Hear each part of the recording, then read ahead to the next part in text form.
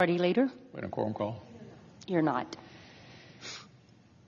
In the past week and a half, the American people have seen a confusing and chaotic process play out right here in the U.S. Senate. They've seen uncorroborated, decades-old allegations of wrongdoing pop up in the press at the last minute, just as Judge Brett Kavanaugh's confirmation process was winding down.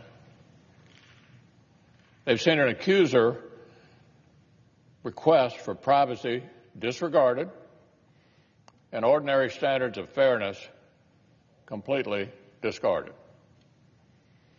They've seen a disturbing pattern play out on two separate occasions already. It goes like this. Number one, our Democratic colleagues on the Judiciary Committee get wind of, or maybe even go looking for, a sensitive allegation. Second, they decline to share it with the majority, meaning the committee cannot promptly take appropriate action. And third, they allow the allegation to leak to the press at the last moment. Fortunately, in stark contrast to this malpractice, the American people have also seen the exemplary manner in which Chairman Grassley has led the Judiciary Committee throughout the entire process. The chairman has acted swiftly and transparently in pursuit of the truth. He's treated Dr. Ford with kindness and respect, acknowledging that the irresponsible and irregular manner in which her allegation was brought to light was no fault of hers. The chairman opened a dialogue with Dr. Ford's counsel. He deferred to her preferences on the timing of her hearing and a number of other details. To quote a letter from the chairman wrote to Dr. Ford yesterday, here's what Chairman Grassley had to say. I'm committed to fair and respectful treatment of you. The hearing on Thursday will allow you to testify and also will allow the nominee to address the allegations. Both of you deserve a credible and fair process in a secure and professional setting. That was Chairman Grassley. So we have one side that is handling these sensitive matters with dignity, with professionalism, by the book, and we have another side that chose to sit on allegations and keep them secret until they were leaked to the press. The same side as the Democratic leader, who'd already made his mind up mere hours after Judge Kavanaugh was chosen when he said, I will oppose him with everything I've got. Well, apparently so. Apparently so, Madam President. Look, the American people know that sexual misconduct is gravely serious. They expect this to be treated seriously and addressed promptly. That is precisely what Chairman Grassley has done and is doing.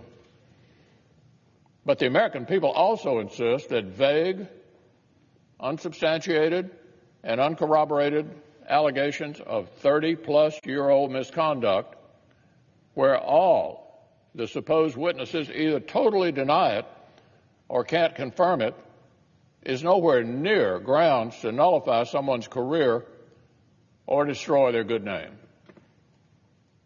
Justice matters. Evidence matters. Facts matter.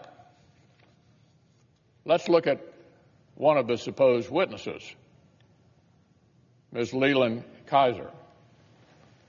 She's not a friend of Judge Kavanaugh's. In fact, she says she doesn't even know him.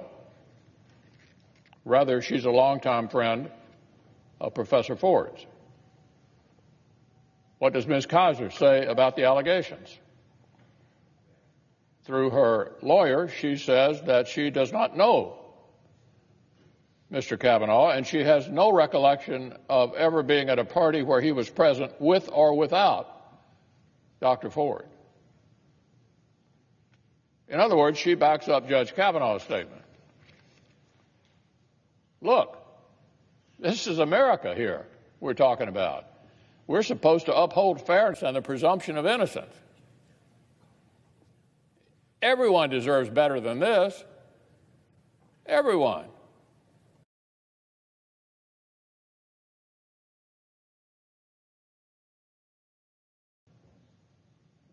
Not just Judge Kavanaugh. Everyone deserves better than this.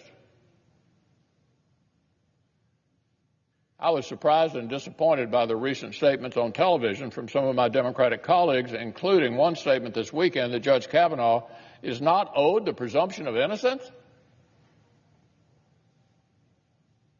One of our Democratic colleagues said Judge Kavanaugh is not owed the presumption of innocence because they disagree with his judicial philosophy.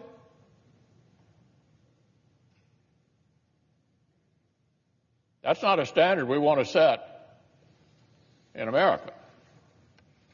No matter how loudly my Democratic colleagues try to say otherwise, we have never been and do not wish to be a society in which a single, uncorroborated allegation can float out across decades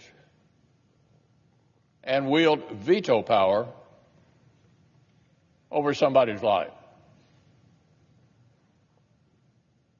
Judge Kavanaugh is an immensely bright and qualified nominee.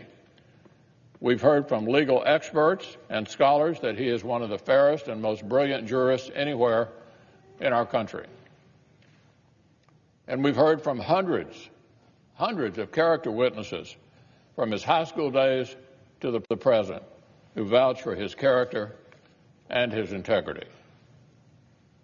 But the need, Madam President, for a fair process runs even deeper than Judge Kavanaugh himself. As he wrote in his own letter to Chairman Grassley yesterday, the weaponization of unsubstantiated smears, that's what we have here, the weaponization of unsubstantiated smears will dissuade competent and good people of all political persuasions from service. This isn't what members want the Senate to be. This isn't what Americans want our society to be. So I look forward to hearing from both Dr. Ford and Judge Kavanaugh under oath this Thursday morning. I'm glad we'll be able to hear testimony from both. And then I look forward to an up or down vote on this nomination right here on the Senate floor. Now, Madam President, on an entirely different matter, as I noted yesterday, the Senate continues to make progress on critical national priorities. We're restoring the regular order appropriations process. We're securing common sense reforms to infrastructure policy and the longest authorization of FAA in over 35 years. And this week, we're confirming more of the President's well-qualified nominees. Yesterday, the Senate voted to confirm Jackie Walcott as U.S. Representative to the International Atomic Energy Agency and to the United Nations in Vienna. Today, we turn to consider the nomination of Peter A. Feldman to be a Commissioner of the Consumer Product Safety Commission. I would urge each of our colleagues to join me in voting to confirm Mr. Feldman and in continuing to process nominations for vital roles in the executive branch. Now, one final matter. For months, Madam President, we've heard the firsthand accounts of American workers and job creators who felt the immediate impacts of Republicans' pro-growth, pro-opportunity agenda. We've heard from working parents who've received raises and special bonuses as a result of once-in-a-generation tax reform. We've heard from small and medium-sized business owners who've been able to make larger investments in their workers, facilities, and products thanks to increased regulatory certainty. And with every new job created, every pay raise passed along, we've seen that these stories are not disconnected anecdotes. Rather, they're part of a larger trend in an American economy that is reaching new heights. For example, here on the floor, I've highlighted small businesses in Montana and the ways they're using tax reform savings to drive their local economies forward.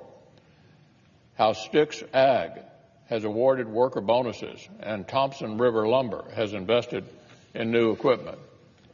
Well, earlier this month, Governor Bullock and the Montana Department of Labor and Industry released a report that suggests that the state's economy is showing signs of wide-reaching prosperity. In other words, the stories my colleagues and I have been hearing for months are no fluke. In the last year, Montana entrepreneurs founded nearly 3,000 new enterprises. And according to Governor Bullock, the employment rate is, quote, the lowest it's been in over a decade in Montana. Over the past year and a half, this united Republican government has implemented a bold pro-growth agenda to help create the conditions for Montana workers and job creators to write this new chapter. And the signs we're seeing today are truly remarkable. But they shouldn't come as a surprise.